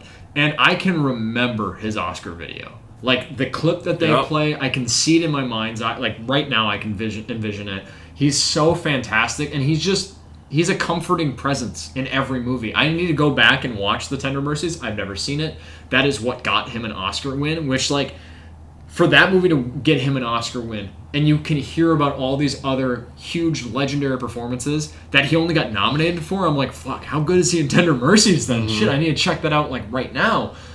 It's someone that, like, you never know. Like, you never envision, like, he was here before I was alive, he's here while I've been alive, and now he's gone. And, again, he's 95. It's more of a celebration, but it's just so weird to be in a post-Robert Duvall world, because he was the supporting actor to me. Like, that is the guy every time. Like, you need a strong, powerful, reserved performance to back up your lead. It's Robert Duvall, and it makes sense. It works. I'm excited to check out Network when that criterion comes in, just so I can I've seen it. He is more reserved typically, but I can remember a couple of scenes where he gets into it with Faye Dunaway, where Robert Duvall yelling is a very special thing, and he yells in Network, and I'm really excited to revisit some of his work and also go and venture out and see Tender Mercies specifically has jumped to the top of my list, just to kind of, that's the one that got him the Oscar win, then I need to see it. And I always forget that he was Boo Radley in To Kill a Mockingbird, and then you get that black and white, just really pressing image of him as Boo Radley, and I'm like, I know, like, you're kind of scary looking, like, it's just, you're terrifying. So he's versatile, but he was always consistent in his strength on camera and also just his reserve, his stoicism. He's a fantastic, phenomenal legend. Absolutely. We've lost some legends, between Robert Redford and Gene Hackman, Diane Keaton, just like so many of that era, kind of within the last year or so, kind of losing them. Yeah. Just very quickly, also wanted to shout out that Eric Dane also passed away this week. Kind of like James Van Der Beek, I think last week when we talked about, I'm not as familiar with Eric Dane's work. I haven't watched Grey's Anatomy. I haven't watched Euphoria. I feel like those are the two kind of big things that he's known for. Well, I guess X-Men: The Last Stand, he was Minuteman, I think, in that. So that's the one thing that I'm like, I know Eric Dane from that. So again, like, just a very sad passing. I know a lot of people that love Grey's Anatomy and that are big fans of Euphoria, kind of mourning his loss and all that. So just wanted to shout him out as well. Just two people that had a lot to contribute to Hollywood and to TV that passed away this week. Yeah, I didn't know. I've seen him. He's multiple man in Last Stand. That's what it was. But he was also in Grey's Anatomy. I had an ex in high school that was big into Grey's Anatomy, so I was exposed to like the McDreamy, which was Patrick McDermott or whatever his name is, who was in Dark of the Moon, Transformers: Dark of the Moon. But then McSteamy, who is Eric Dane, also Last Stand, like we mentioned. But I haven't seen a lot of his work. I know he was also in Burlesque. But yeah. Battling ALS and passing away at an age that is way too young to have a full, complete life is really saddening. Kind of similar to what you were mentioning about James Van Der Beek and ALS being just such a debilitating thing. I remember when the news broke that he had ALS, I think maybe a year ago, and just how fast-acting that horrible disease can be. So yeah, it's saddening, and again, similar to James Van Der Beek, seeing the outpouring of people that really are coming to bat and just really like saying positive words about him. This is pretty sad, just to see someone lose their life to something that is so aggressive as ALS. Yeah, 100%. Again, as we say every week that we talk about this, live through their work and go watch some of their great performances. Moving into award season stuff, we're closing in on the Oscars. We have the BAFTA Awards tonight, which we'll talk about. I'll be watching later tonight. Just quickly wanted to shout out the Film Independent Spirit Awards, the Indies. I always like watching this show, and it's kind of, they've made it more televised now, or I guess televised, but it's on their YouTube channel that it aired, so I watched that. And you can go watch it right now if you want to go back and watch that show. It's kind of a funny show, because like, it's on YouTube, so they can say whatever they want. They can swear and do whatever. So like, Ego Wodim was the host of the show, and like she called one of the boys from The Plague the N-word during the show, and then she's just swearing all the way throughout. And so they really don't give a fuck what's going on in the show. I was just like, I think it was during the opening monologue or like an introduction to one of the awards, and I was like, whoa, fuck. I didn't know you could say that. That's funny though. I like that. Oh my god. But yeah, it's celebrating the independent movies of the year. So the big winners were Train Dreams, that got Best Feature, Best Director for Clint Bentley, and Best Cinematography, which I hope wins at the Oscars. I feel like that's the one that has the biggest chance. Best chance that it has to win. So big night for Train Dreams. Lurker was also a big win. I've heard a lot of great things. It won Best First Feature, and then Best First Screenplay, and I've heard it's really good. I definitely want to check this movie out. Rose Byrne got Best Lead Performance. They kind of do they combine the male and female performances into one category. So there's cool. like 10 nominees. So Rose Byrne won Best Lead. That's awesome. The movie that, from the moment I heard about it and then saw it, I was like, that's an Indie Spirit Award winner, is Sorry Baby. Yeah. And that won some awards. Naomi Ackie got Supporting Actress, and then Eva Victor won for Best Screenplay. Very deserved. That's awesome. I love that. Yeah. I'm glad that it got some recognition. Just some other notes, like The Secret Agent got International Film, maybe signaling as a favorite, maybe at the Oscars for that category. No fucking idea. Tough category, we'll see there. But yeah, I mean, as far as TV stuff goes, Adolescence, you've heard me talk about that a lot, and wow, it won more awards. Stephen Graham, Aaron Doherty, Owen Cooper, and it won for Best New Scripted Series. Show's fucking incredible. It's worth a watch. The awards calendar for television is just runs the entire year. Like, it's just crazy to me. I feel like we talk about Adolescence like once every 2 weeks, and I'm like, I still haven't seen it. I know I need to see it, and I'm excited to check it out. Mm-hmm. Owen Cooper is fantastic in Wuthering Heights, but that's all my exposure to it. But there's always something that is awarded television. I'm just like, oh my god, how are we still talking about a show that already came out? Like, oh my god. Yeah, it's insane. The last thing I want to mention from the Indie Spirit Awards was the Robert Altman Award, which is kind of a combination of best director, casting director, and then the cast. And that went to The Long Walk, which is such a great movie, and I think a very deserving movie of that award, where Francis Lawrence as the director is great, the casting director bringing in all of these young talents of Cooper Hoffman, David Johnson, Ben Wong, so many great people in that movie that is very reliant on the performances and the dialogue in that movie. So great to see that recognized. It's not an Oscar nominee, obviously, not going to be in a lot of the award stuff, but great to see it recognized during the Indie Spirit Awards this year. I do want to mention, it looks like, I didn't watch the Indie Spirit Awards, but I see that listed here is Best Documentary, which went to The Perfect Neighbor. Yep. Which that could be the one, a hint as to maybe the way the Oscars might go with Best Documentary from this past year.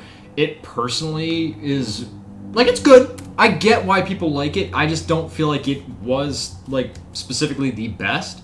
I'm hoping it goes a different direction. I like that it is getting the love that I feel like the majority of the people that I know that I've seen it have thrown flowers towards this doc. So I'm not surprised that it's getting its love. I hope personally that it isn't the Oscar winner for this year for Best Documentary. Yeah, I feel like that's the one most people have heard about, maybe, which and it's can help it. It's on Netflix. It's accessible. It's easy to get to. So and it's worth your watch. It's just, of the 5, it's probably towards the bottom for me. Okay. So. Yeah, just quick, another awards thing. The Annie Awards for animated movies. No surprise here. K-Pop Demon Hunters did very well. It won Best Feature. It won a ton of other awards, too, for its specific animation and visuals and sound and all that type of stuff. The Best Independent Feature Award went to Arco, another Oscar nominee. So, again, K-Pop Demon Hunters seems like the Oscar frontrunner at this point. I know you aren't happy about that. The animation category pisses me off every year, or at least the last 2. With Boy and the Heron beating out, was it Across the Spider-Verse? Yeah. And then now Flow beating out Wild Robot, which I'm like... And Inside Out, too. Which, is Flow... does it have cool animation? Yeah. Is it the best animated movie? No. Bullshit. So, and I feel like that's the way, do we think K-Pop Demon Hunters is a better movie than Arco, better than Little Amelie, better than Zootopia 2? Come on, is that a better movie? The animation for K-Pop is fantastic, but I need to know, are we just awarding the fact that it's animated well, or is it the best movie that's animated? What? Maybe I just misinterpret the category, because the past couple of years I'm like, what are we doing? How is Flow beating out something that's more developed, has more depth to it? I'm sorry, I connect to these animals because they're animals, but this isn't a fucking character to me. No, a cat's gonna drown? I have a cat. Good. I love my cat. Oh no, this cat's gonna drown. That's all you have from me? That's very basic, very base level shit. So I'm hoping that it leans towards either Arco or Little Amelie or something a little bit more well-developed, like a Zootopia 2, than a K-Pop Demon Hunters, but I will die on the hill and be so up my own ass about not picking K-Pop that when it wins, I'm going to be pissed. But I will not pick it on my ballot. I just refuse to. And that's what I've done with Flow. That's what I've done with Boy and the Heron. So I'm just going to be wrong this year and be pissed about it. Well, the last couple of years, I feel like Wild Robot was the favorite last year, didn't win. And Cross the Spider-Verse was the favorite, didn't win. So, I feel like you may be in the right there. K-pop has just kind of been sticking in the conversation for a long time. It's the pop culture effect of it. Yeah. For sure. As far as trailers released this week, big trailer week. Disney heard all your complaints, and for all the people saying, we didn't see the Super Bowl Mandalorian and Grogu, they didn't show us anything. They said, here, damn, fuck, here's a fucking trailer, Jesus. Even though it's the second full trailer we got, damn. They said, fuck, here's everything. Here's some cameos. Fuck. Jesus. Get off our ass. Okay. Which I was one of them. So said, geez, here's everything. No, this trailer actually, it was my favorite of the, I guess, kind of 3 that we've gotten for the movie so far, for Mandalorian and Grogu. We saw Embo, who is such a cool bounty hunter from the Clone Wars. He's got the hat as a fucking Captain America shield. He's given Anakin some problems in Clone Wars, man. I'll tell you what, bounty hunters are some of my favorite characters in Star Wars, and Embo is so cool. Seeing him in there was great. Martin Scorsese. He's going to be voicing just a market Ardenian in the movie named Hugo, which, Hugo, his movie. Cool. That's fun. And so I really like this trailer. I think it worked a lot. I think, at least from what I heard from people, is that it worked well of like, all right, now I get a sense of this movie a bit more and kind of the fun adventure. I'm excited for it. I think it looks cool. Got also a full trailer for Lee Cronin's The Mummy. We talk about a different Mummy movie every week. This one's the Lee Cronin one. This is the horror movie. Yeah. I love the trailer for this one. I love the teaser of like what happened to Katie. It looks Evil Dead Rise-ish, obviously, from Lee Cronin. I like that aspect of it. I'm more excited for this than The Mummy 4 with Brendan Fraser, I think. The biggest surprise trailer for me this week, Toy Story 5.